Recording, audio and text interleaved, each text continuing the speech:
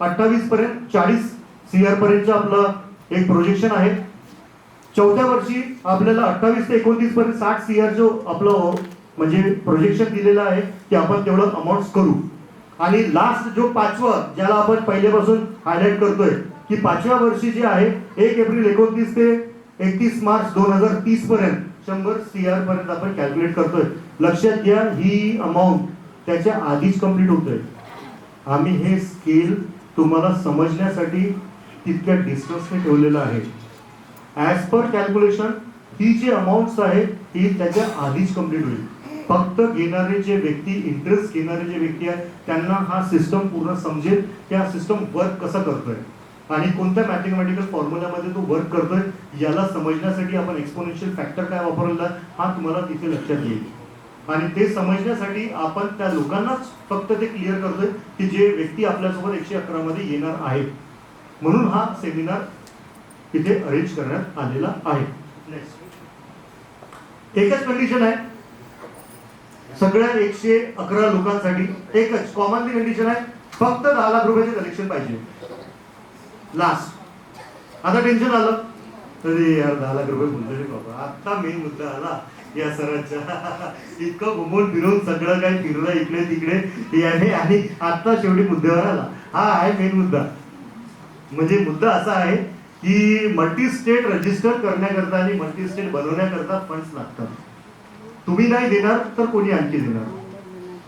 ज्यांना असं वाटतंय की आपल्याला पार्ट व्हायचं आहे, अच्छा ज्यांना असं वाटतं की 10 लाख रुपये यार बहुत मोठी अमाऊंट आहे, ऑप्शन देतो मी तुम्हाला. चलो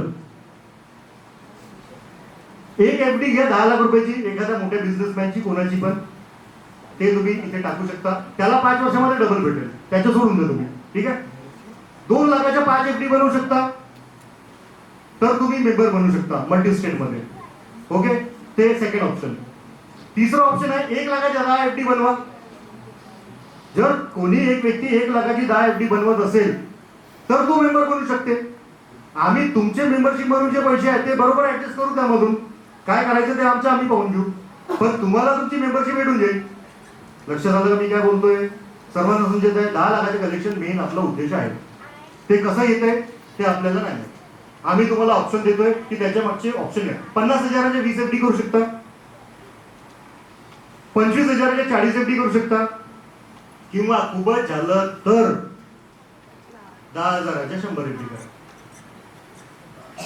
काहीच नाही करू शकत समजा,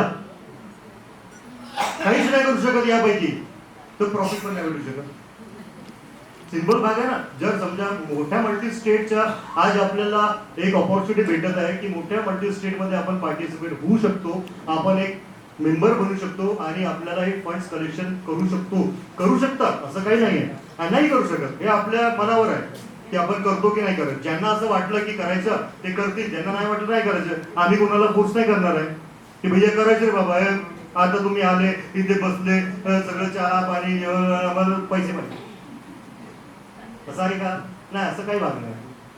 हा एक ओपन फॉर्म्युल्यामध्ये ठेवलेला आहे. ज्यांना असं वाटलं की आपल्याला यामध्ये पार्टिसिपेट व्हायचं आहे त्यांच्यासाठी ऑप्शन आहे. एक तर स्वतःचे पैसे टाकू शकता, अदरवाईज तुम्ही लोकांतर्फे पैसे घेऊन इथे इन्व्हेस्ट करू शकता. त्यांना त्यांची डबल अमाऊंट भेटून जातील 5 वर्षामध्ये. आणि तुम्ही या बँकिंग सेक्टरमध्ये ॲज अ मेंबर रजिस्टर्ड व्हाल. तुमचं रजिस्ट्रेशन हे RBI ला जाईल. ते रजिस्ट्रेशन जसं तसं राहील. त्यामध्ये तुम्ही नॉमिनेशन फॅसिलिटी घ्याल.